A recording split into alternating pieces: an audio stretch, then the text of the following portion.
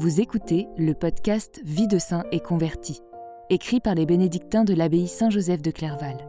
Pour nous aider à faire connaître ce podcast, n'hésitez pas à le partager et à vous abonner sur votre plateforme préférée. Bonne écoute. Vénérable Monseigneur Alain de Boismenu, si vous entendez faire mon éloge, surtout dites bien. Il a gâté son boy, il fumait des cigarettes, il aimait une petite goutte d'alcool et disait « Fichez-moi la paix ». Ces propos de Monseigneur Alain de Boismenu, l'évêque des Papous, laissent deviner sous la rude écorce du vieux missionnaire l'humilité d'un grand cœur dont la sainteté se révèle au naturel. Alain-Marie Guinaud de Boismenu, né le 27 décembre 1870 à Saint-Malo. Sa mère ne survit pas à cette naissance du dernier de ses 11 enfants. Alain sera donc élevé par sa sœur aînée, Augustine. L'enfant se révèle d'un caractère vif et d'un tempérament ardent. Il se soumet facilement à l'autorité d'un père qu'il vénère, mais il regimbe parfois contre la sévérité de sa sœur aînée. Un jour, que celle-ci le réprimande et ajoute « Tu ne m'aimes donc pas ?» Il la fixe de son regard clair et répond « Si, je vous aime, mais je veux choisir d'obéir. » Le soir même, son père, mis au courant, lui dit « Alain, j'aimerais que tu choisisses d'obéir à ta sœur Augustine. » Le garçon promet et tient parole. 50 ans plus tard, évêque depuis presque 30 ans, il confiera en souriant à l'une de ses nièces « Je n'obéis qu'à 2 personnes sur la terre, ma sœur Augustine et notre Saint-Père le Pape. » Au témoignage d'un camarade de classe, Alain n'était pas toujours très commode, mais il mettait tant de réflexion dans ses propos et de bonne humeur dans tout ce qu'il faisait qu'on l'aurait suivi n'importe où, car c'était déjà un chef et un organisateur. Au collège, l'un des prêtres lui a parlé d'une nouvelle congrégation qui envoie des missionnaires aux antipodes pour prêcher l'Évangile. L'idéal l'intrigue et le désir de partir en Nouvelle-Guinée s'empare de lui. Entré dans ce but chez les missionnaires du Sacré-Cœur à Issoudun, il fait ses vœux religieux en 1888 et le 10 février 1895 reçoit la prêtrise. Devenez saint avant tout. La mission de Nouvelle-Guinée est alors en péril. Famine, fièvre et deuil la désolent. Le vicaire apostolique, Monseigneur Navarre, vient en France pour susciter de l'intérêt et demander du renfort. Le père Alain voudrait partir, mais ses supérieurs hésitent. Il est d'apparence fragile, et de plus robustes que lui n'ont pas résisté au climat et aux conditions de vie de la mission. D'ailleurs, la congrégation a besoin d'enseignants dans sa maison de formation. Pendant 4 ans, il s'acquitte de la charge de professeur. À cette époque, un évêque missionnaire, Monseigneur Ferjus, à qui le père Alain confie son désir, lui écrit « Vous continuez d'avoir la passion de nos chères missions. Tant mieux. Puisse-t-elle vous posséder encore davantage et devenir l'unique but de votre vie. Mais je vous en conjure, devenez saints avant tout. Il faut 100 fois plus de vertu, d'esprit de sacrifice et d'esprit de foi ici qu'en Europe. Tenez pour excellente la journée où vous aurez été fort contrarié. Exercez-vous à la patience, au support des défauts de vos frères, c'est un point essentiel. » Et voici qu'un jour de 1897, le père Alain reçoit de son supérieur général l'annonce qu'il est désigné pour la Nouvelle-Guinée, partie orientale de la grande île qu'on appelle la Papouasie. Cette mission a été fondée 13 ans plus tôt. Au moment où le père de Boismenu l'aborde, le 25 janvier 1898, elle compte déjà 1900 catholiques sous la charge de 16 prêtres et de 17 frères coadjuteurs, répartis en 20 stations missionnaires. Il y a également une quinzaine de religieuses, filles de Notre-Dame du Sacré-Cœur. Les 2 premières semaines sur place sont occupées à visiter l'ensemble de la mission. Le 11 février, le père Alain est nommé provicaire général. La partie sud-est de l'île, que les missionnaires du Sacré-Cœur français ont en charge, est une possession britannique. Elle relève de l'autorité d'un gouverneur anglais qui prétend interdire aux catholiques les secteurs réservés aux protestants. Le père Alain défend avec vigueur le droit de la liberté d'évangélisation. Cependant, pour éviter les conflits, il prend l'initiative d'aller au large, vers les régions inexplorées dans les montagnes, pour y implanter les premières missions. Cette décision sera confirmée quelques années plus tard par le pape Saint Pidis lui-même, qui dira au père Alain, devenu évêque, « La lutte ne convient pas. Nous avons d'immenses terrains libres. Il faut y aller plutôt que de se heurter aux protestants. Nous ne pouvons nous unir à eux, mais ils sont en quelque sorte nos adjutores, nos aides. Ils donnent la vérité en partie. » En effet, comme l'enseignera le Concile Vatican II, ces églises et communautés séparées, bien que nous les croyions souffrir de déficiences, ne sont nullement dépourvues de signification et de valeur dans le mystère du salut. À la fin de l'année suivante, il reçoit sa nomination à l'épiscopat, en qualité de coadjuteur de Monseigneur Navarre. La consécration épiscopale lui est conférée le 18 mars 1900, dans la basilique de Montmartre à Paris. Il n'a pas encore 30 ans. Monseigneur Alain, c'est de cette manière affectueuse qu'on l'appellera le plus souvent, fait preuve d'une activité extraordinaire. Il n'échappe pas aux fièvres équatoriales, mais sa santé résiste. Chaque année, il parcourt plusieurs fois le territoire de sa mission, visite les postes éloignés les uns des autres de plusieurs journées de marche, fonde des stations, ouvre de nouveaux districts. Au témoignage de l'un de ses missionnaires, il se déplace avec une rapidité étonnante. À pied, à cheval, sur une méchante barque, il est toujours là pour dire la parole ferme qu'il faut, donner un élan, prendre les déterminations nécessaires. De retour en Papouasie, après sa visite ad limina à Rome de 1911, Monseigneur de Boismenu, qui est devenu vicaire apostolique, reprend en main avec vigueur l'œuvre de civilisation et d'évangélisation. Orphelinat, école paroissiale élémentaire et professionnelle, école de catéchistes surtout, pour préparer une élite qui formera des chrétiens à son tour et suscitera des vocations. L'évêque est convaincu que l'avenir de la mission se trouve dans la formation d'un clergé autochtone. Il s'agit d'avoir non seulement des chrétiens, mais une chrétienté, affirme-t-il. Les réponses de Dieu. Monseigneur Alain s'appuie sur le Seigneur présent dans le Saint-Sacrement.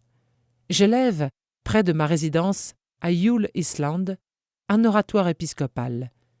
Il me faut le Saint-Sacrement tout près, pour que je puisse à toute heure aller trouver notre Seigneur, lui rendre compte de ma mission, lui exposer mes soucis, mes difficultés, et dans la solitude, lui parler cœur à cœur.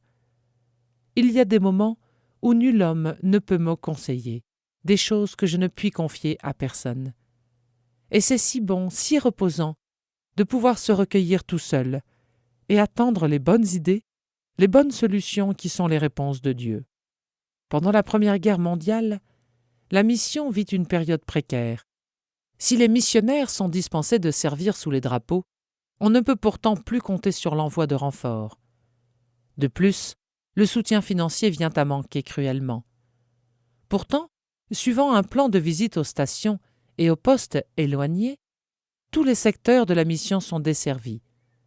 Pour soutenir ses prêtres dans cette situation difficile, Monseigneur Alain publie une lettre pastorale dans laquelle on peut lire « Si vous voulez donner à votre effort sa pleine mesure et assurer son succès, mettez-y largement l'élément surnaturel.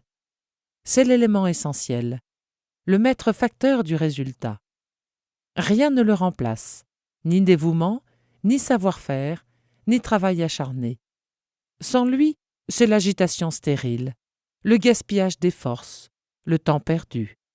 Avec lui, au contraire, c'est le plus petit effort fécondé, la moindre force décuplée, c'est le succès final divinement garanti. En 1918, plusieurs jeunes filles papoues ont résolu de devenir religieuses. Monseigneur de Boismenu les réunit en communauté et leur donne le nom de servantes de notre Seigneur. Mais on prend vite l'habitude de les appeler Ancelles. Mère Marie-Thérèse Noblet, venue de France, prend en main la jeune fondation et forme au service de l'apostolat les religieux indigènes, que Monseigneur de Boismenu, dès 1925, envoie dans diverses stations de la mission. Mère Marie-Thérèse partage l'idéal de son évêque. Elle a la même passion, l'amour de Dieu et le salut des âmes. La trame invisible de l'histoire. Dans ces contrées, jusqu'alors sous la puissance du prince des ténèbres, la lutte pour extirper les pratiques superstitieuses est intense. Dans une lettre pastorale du 29 septembre 1922, Monseigneur de Boismenu écrit à ses prêtres : « Il existe bien deux royaumes qui se divisent le monde et se disputent les âmes. Deux armées toujours et violemment aux prises. L'armée de Jésus-Christ, l'Église, ardente à sauver les âmes, et l'armée de Satan, furieuse à les perdre. Guerre sans trêve ni merci. Beaucoup l'ignorent, beaucoup n'y voient qu'une fiction. Elle est pourtant bien réelle. C'est une trame invisible de l'histoire du monde, jusqu'à la fin des temps.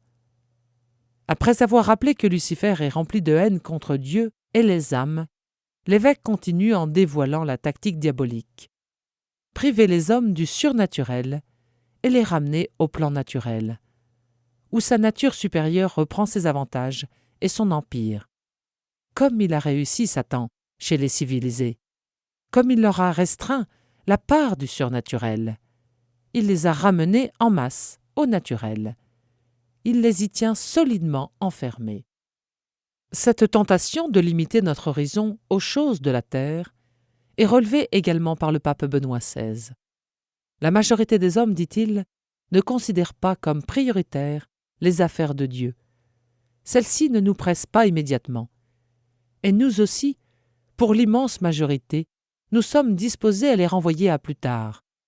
Avant tout, nous faisons ce qui, ici et maintenant, nous apparaît urgent. Dans la liste des priorités, Dieu se retrouve souvent jusqu'à la dernière place. Il sera toujours temps, pense-t-on, de s'en préoccuper. À l'encontre de cette déviation, le Saint-Père propose l'exemple des bergers dans l'Évangile de Noël. Celui-ci nous raconte que les bergers, après avoir entendu le message de l'ange, se dirent l'un à l'autre : « Allons jusqu'à Bethléem. » Ils y allèrent sans délai, nous raconte saint Luc au chapitre 2. Ils se hâtèrent, dit littéralement le texte grec. Ce qui leur avait été annoncé était si important qu'ils devaient se mettre en route immédiatement. En effet, ce qui leur avait été dit là allait absolument au-delà de l'ordinaire. Cela changeait le monde. Le Sauveur est né. Le fils de David attendu est venu au monde dans sa ville. Que pouvait-il y avoir de plus important ? L'Évangile nous dit : Dieu a la plus grande priorité. Si quelque chose dans notre vie est urgent, c'est alors seulement la cause de Dieu. Dieu est important. Il est, dans l'absolu, la réalité la plus importante de notre vie. C'est précisément notre priorité que nous enseignent les bergers. Nous voulons apprendre d'eux à ne pas nous laisser écraser par toutes les choses urgentes de la vie quotidienne.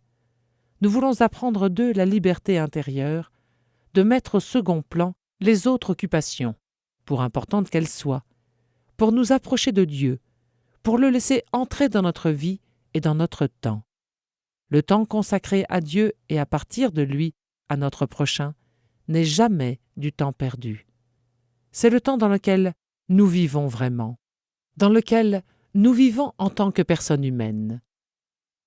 Pour contrecarrer l'influence diabolique, Monseigneur Alain recommande la prière aux saints anges. Égaux par nature aux démons, dit-il, les saints anges ont pour eux l'avantage de la grâce. Ils percent les ruses et les menées de l'adversaire. Aucun de nos dangers ne leur échappe. Ils l'écartent parfois spontanément.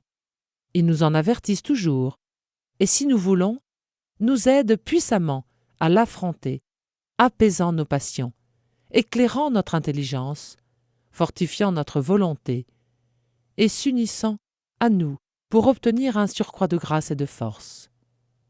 Heureux de servir Dieu en nous servant, leur service est un service d'amour, car ils nous aiment, nos chers anges, d'une amitié qui dépasse nos rêves.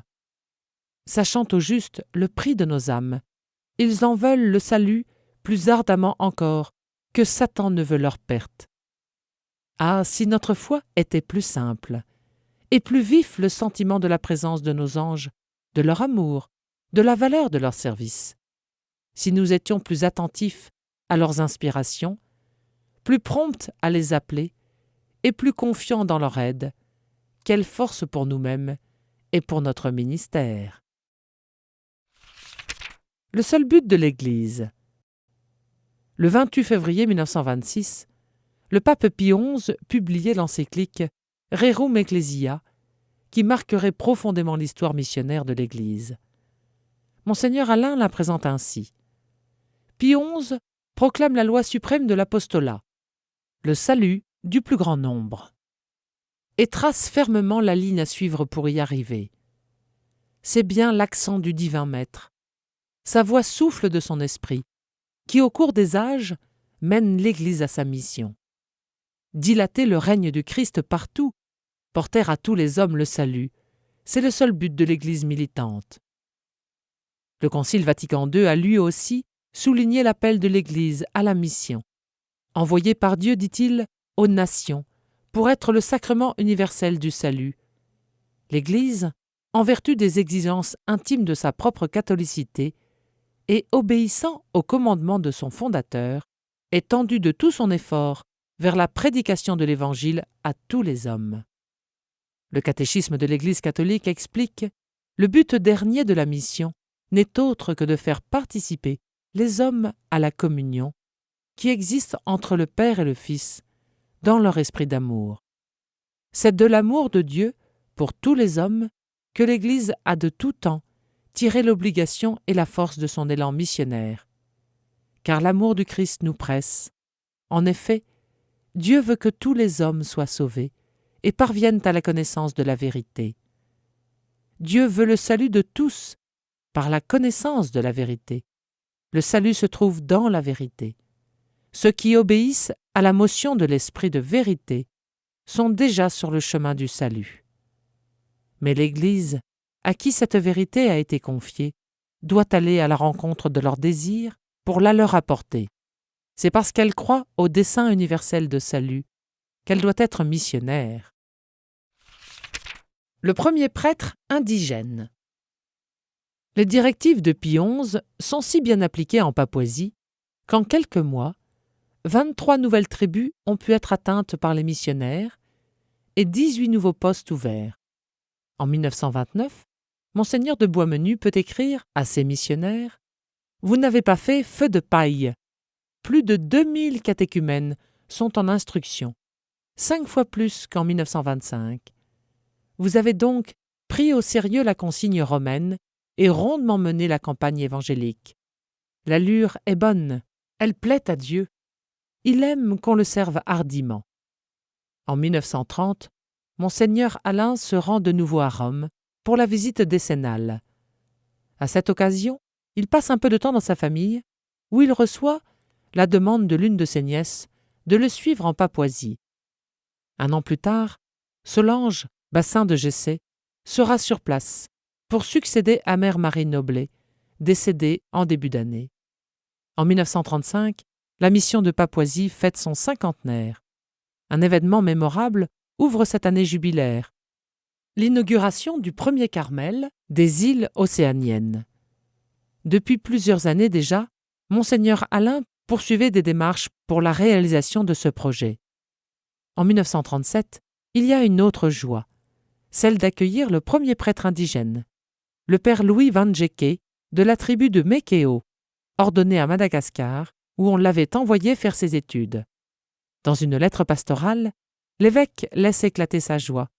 Cet humble enfant de notre sol, le voilà donc consacré prêtre de Dieu, ministre autorisé de la rédemption de son Fils, et l'intime ami de notre divin Maître et Seigneur Jésus-Christ. En voyant un des leurs à l'autel, en chair ou au confessionnal, ils vont saisir sur le vif l'harmonieuse fusion des couleurs et des races, dans l'unité de l'Église, indifférente aux castes et nulle part étrangère. En mai 1941, la nouvelle se répand. Monseigneur Alain est mourant. Un missionnaire recueille alors de son évêque ces paroles : « Si je pars, que la volonté de Dieu soit faite. Demandez avec moi qu'elle se fasse. Je vous demande pardon à tous ceux et celles à qui j'ai fait de la peine, pour qui j'ai été trop dur, pas assez bon, pour qui j'ai eu des manque de soutien, manque de justice. Oui, pardonnez-moi tous. Pour moi, je n'ai rien à pardonner. Non, rien à pardonner. On est de la même famille, n'est-ce pas? On a pu faire mutuellement de la peine, mais on s'est pardonné mutuellement. » Contre toute prévision, l'évêque se remet et peut reprendre quelques mois plus tard ses visites pastorales. L'extension des hostilités dans le Pacifique pendant la Deuxième Guerre mondiale met de nouveau la mission à rude épreuve. En février 1942, les forces japonaises débarquent sur la côte nord de la Nouvelle-Guinée. Dans ce contexte peu rassurant, Monseigneur Alain donne des directives. Il prend des mesures pour prévenir la disette. Sur le plan pastoral, il précise les conditions requises pour l'absolution générale et souligne que les secours spirituels sont dus à tout belligérant, quelle que soit sa nationalité. Du temps pour aimer à fond. En 1945, le Saint-Siège lui donne un successeur dans la personne du père André Saurin. À la grande joie de tous, Monseigneur de Boismenu restera en Papouasie. 7 années durant, il vivra au pied des montagnes. De son ermitage, il continue à rendre quelques services pour le bien des âmes, mais avant tout il se consacre à la prière. « Quant à moi, écrit-il à un missionnaire, je vis retiré dans mon ermitage, auquel est adjoint maintenant un petit oratoire, où je puis encore, Dieu merci, célébrer la Sainte Messe tous les jours, grâce que j'espère avoir jusqu'au bout. Suprême consolation des vétérans qui peuvent encore ainsi accomplir l'œuvre de la rédemption. » Alors que sa fin approche, il écrit à l'un de ses neveux : « Je suis impotent, et plus rien ne marche, sauf le cœur, qui a désormais du temps pour aimer à fond. C'est bon de se dire qu'on peut aimer de plus en plus, et qu'il nous sera donné d'aimer dans une pleine mesure un jour. » Apprenant que leur père est près de sa fin, les missionnaires accourent à son chevet. Le mourant les accueille avec sa gentillesse habituelle et leur confie : « Je n'aime pas la façon dont certains livres parlent du détachement. Nous avons un cœur, c'est pour aimer. Notre Seigneur a aimé. Ce qu'il ne veut pas, c'est que nous aimions au point de nous cramponner. Il faut pouvoir lâcher au premier appel, à être prêt à toutes les séparations. Mais cela fait mal. » Sentant ses forces le quitter, il regarde longuement les missionnaires qui l'entourent et leur dit d'une voix forte : « Tenez bon !» Le 5 novembre 1953, à 3 heures de l'après-midi, son cœur cesse de battre, à l'instant même où l'on récite le verset « Seigneur, entre vos mains je remets mon esprit ». Son corps repose au Kubuna, dans le cimetière de Val-Fleury, auprès de ceux de mère Marie-Thérèse Noblet et de mère Solange Bassin de Gessé. Sa cause de béatification a été introduite.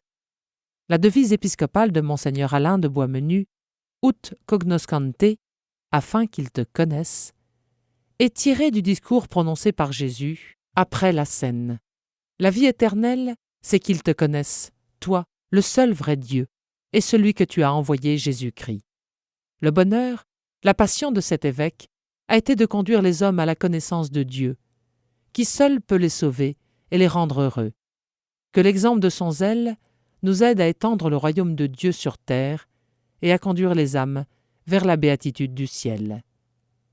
L'Église catholique romaine a ouvert un procès en béatification le concernant, et ainsi, le 16 avril 2014, à la suite de l'audience accordée au cardinal Angelo Amato, préfet de la Congrégation pour les causes des saints, le pape François a ordonné la promulgation du décret relatif aux vertus héroïques du serviteur de Dieu Alain de Boismenu, ce qui ouvre la voie à sa prochaine béatification et permet désormais de l'évoquer en tant que vénérable.